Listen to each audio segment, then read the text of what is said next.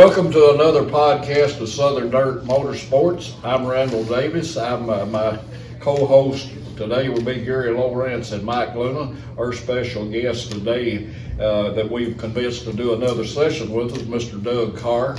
And some things we want to get into with Doug on this session is some of the close championships he got, some of the wins he had, some of the places that he had his best runs at, and he has some pictures of some of his race cars here in events that we'll share with you. But one thing that I would really like to ask all of us that's been around racetracks long enough have made an enemy, if it was only for a night. We had maybe had an altercation with somebody. So Doug, if you can and do remember, what are some of your more memorable altercations that you've had? Well, I was pretty fortunate to get along with most everybody I raced with. And but at Baxter one night, there's some guys from Bulls Gap that brought two cars down. And I was in the heat race with one of them, and he beat me. Well, when it come up time for the line up for the feature, they had me in front of him, and I couldn't understand that because he beat me. So I let him up in front of me, because I thought, we'll come to find out. Trying to do the right thing. Come to find out he didn't have the right tires on the car, and he's supposed to be in the back. But, I'd run him in the heat race and run him pretty hard. And we got out there in the feature, and I stayed in doing the same thing I've been doing. And we had a caution about 6 laps in, and I thought, I'm gonna try a little different approach here. So I got up on top of the racetrack and run him down. I mean, was having a ball, And I knew how far I could go in the corner of my car, and he was going in. He was lifting the same spot every time, but I could go in just a little further than what he was. So, and his other car had something had happened to it, and they were just coasting around the inside down there. And on the white flag lap, when I went in turn one, I made my move, and when I come off two, I was ahead of him down the back straightaway. We were running for like third, and all of a sudden this car down here at the end just pulls up in front of me, just drives right up in front of him. So naturally, I just go up above him. Well, when I do that, this guy's coming by, trying to come by me on the outside, and I did. I probably thumped him in the left rear a little. Things will happen. Things will happen. Well, he spun, and when he spun, he come down and hit his other car. And we come off the racetrack, and my wife was up there trying to tell me something, but I pulled on the scales, and I come off scales, and man, he come up and just drove right straight in the back into my car. So, that sort of agitated me. Did that get your attention? Yeah, that had my attention. So I got out of the car, and I looked, and he had parked, and here he come down through there with a 4-way load range. And he got about 20 feet away from me, and he stopped. And I told him, I said, if me and you need to have this discussion, you need to come on, because there's going to be people here directly that's going to stop it. But little he know, there's a little guy named Ricky Pendleton from Watertown, and there was a late model leaving, and Ricky was standing behind that trailer and had his helmet strapped and peeking around the corner of that trailer. And Ricky told me, he said he wasn't going to hit you that look.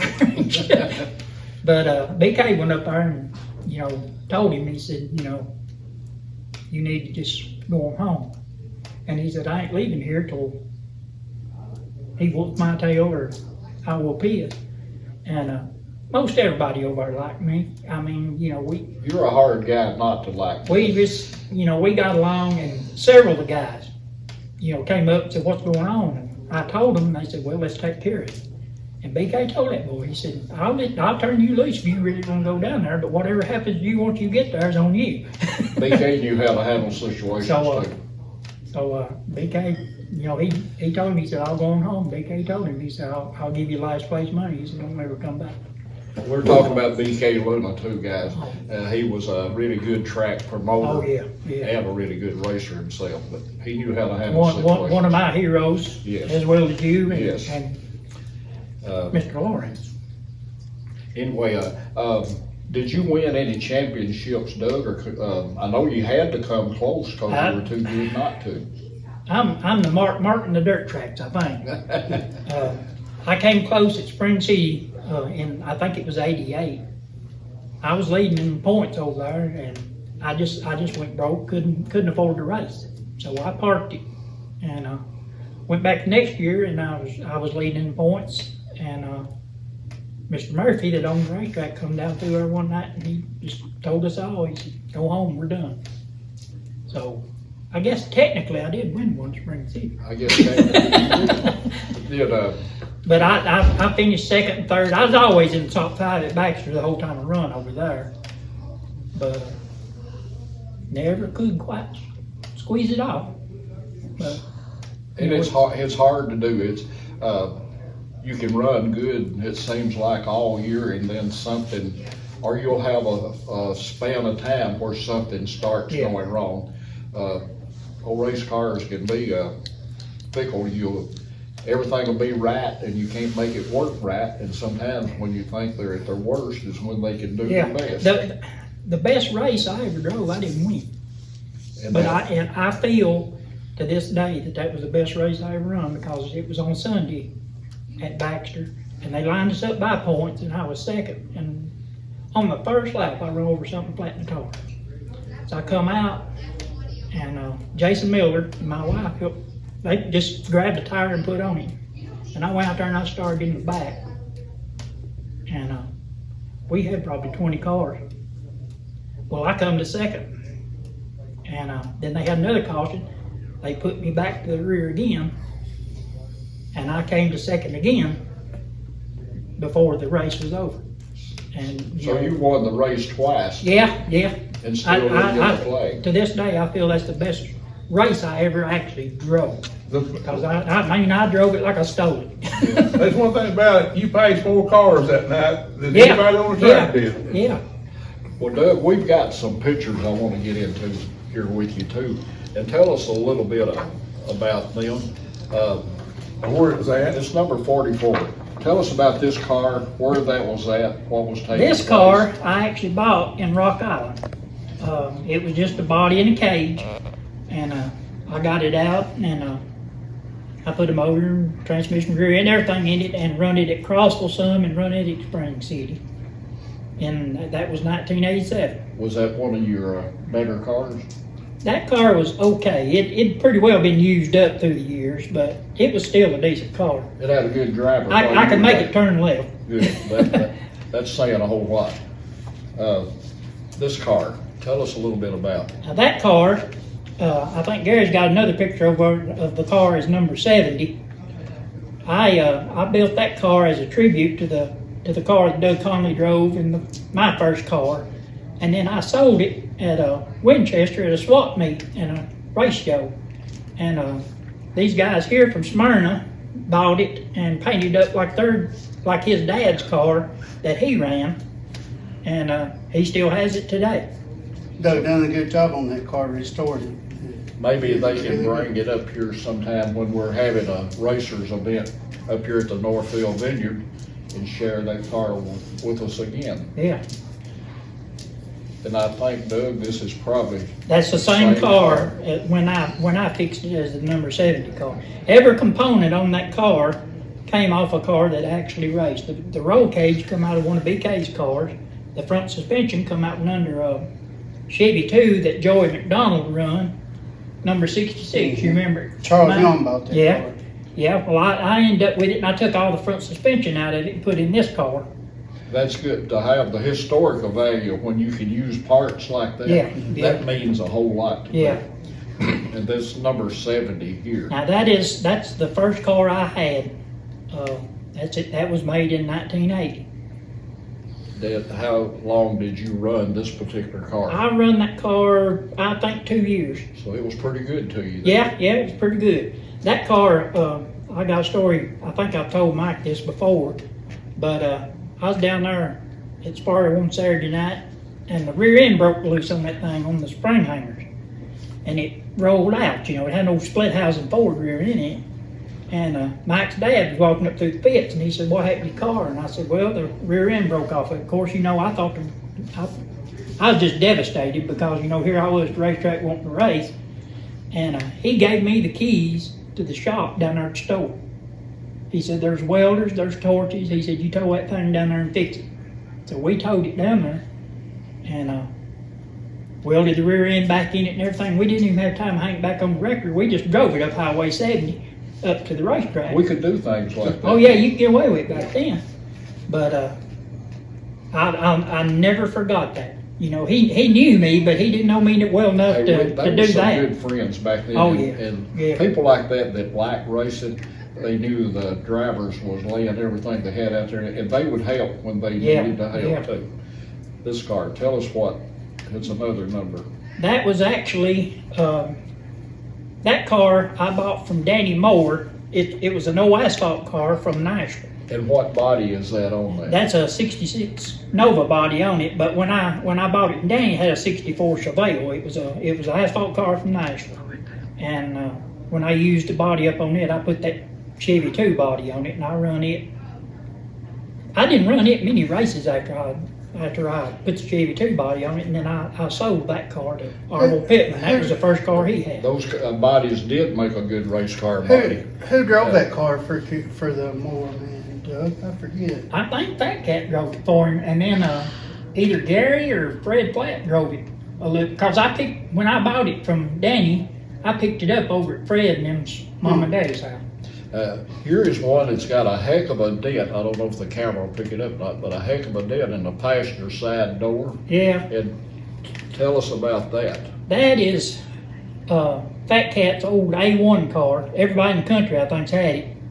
And that was after a rough night at Spring City. I got clipped in the right rear and went into the concrete over there. Randall and Gary, that started out as an old A1 car. It went through, Who was the it guy that owns Hennessy? Hennessy or A1? Yeah. and That's it. Is that the one Don had? Yeah. And then Yeah. Fat Cat had, no, the one Don had, Doug Don Sofa. Fox. Doug Sofa. Yeah. got it. It was a lot slicker than this car. Yeah. This was older. But, But I remember it like was a Hennessy, but I couldn't remember what. everybody owned this car. Oh yeah, I think I got it from Bobby Robinson. Bobby had it, Dirty Bird had it, Fat Cat. They used to call him Crash, Hennessy. Oh yeah.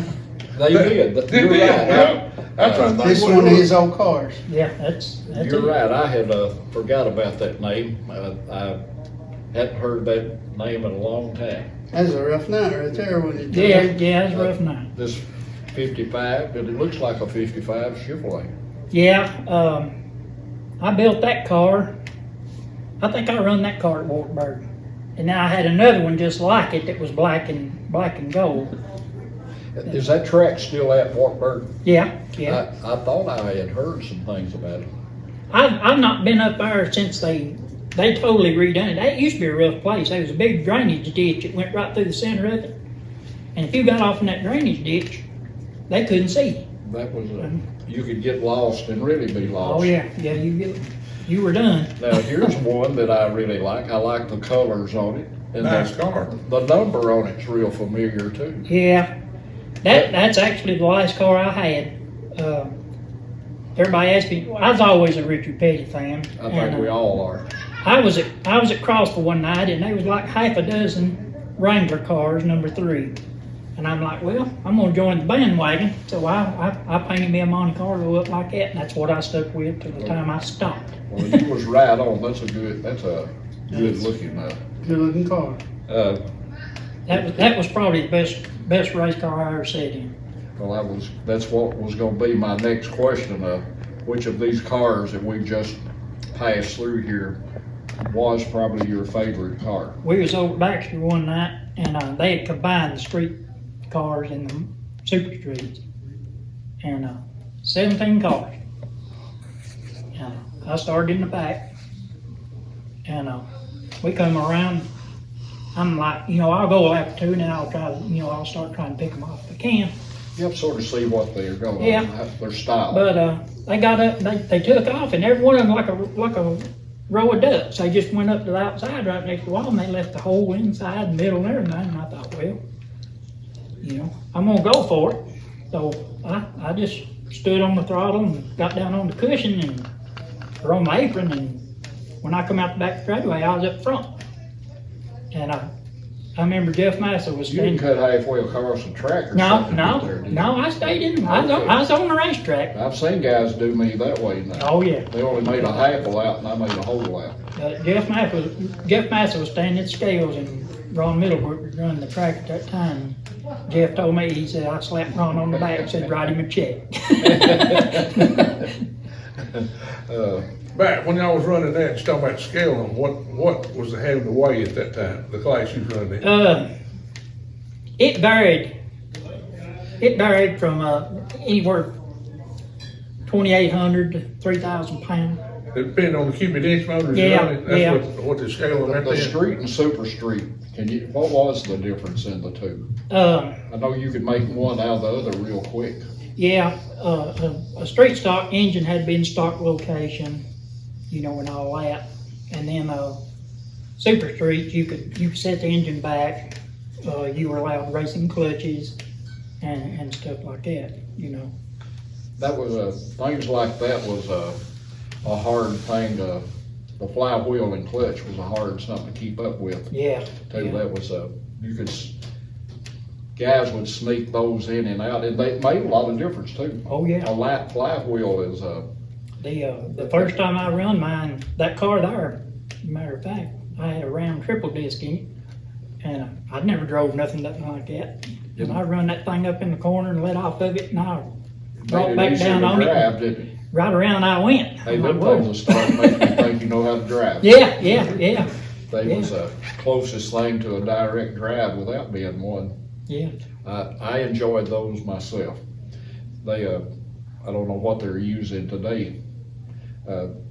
Mike Luna might know, he's a latest racer. Our cars are using what they call Burts or Brands, and when you get them in high gear, it's direct. It's only got low and high gear and then reverse, and that's it. I think now they're allowing them in super stocks. Are they? Yeah.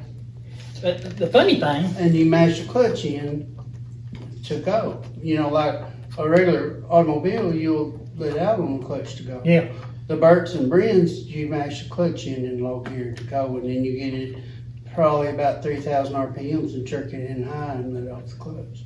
but no, when I started, if I'd had this car, I could have run like home. It was fast enough to run like That's a good look at, back in '80. But that's just how much it changes. and it's even got bead lock wheels on it. Yeah.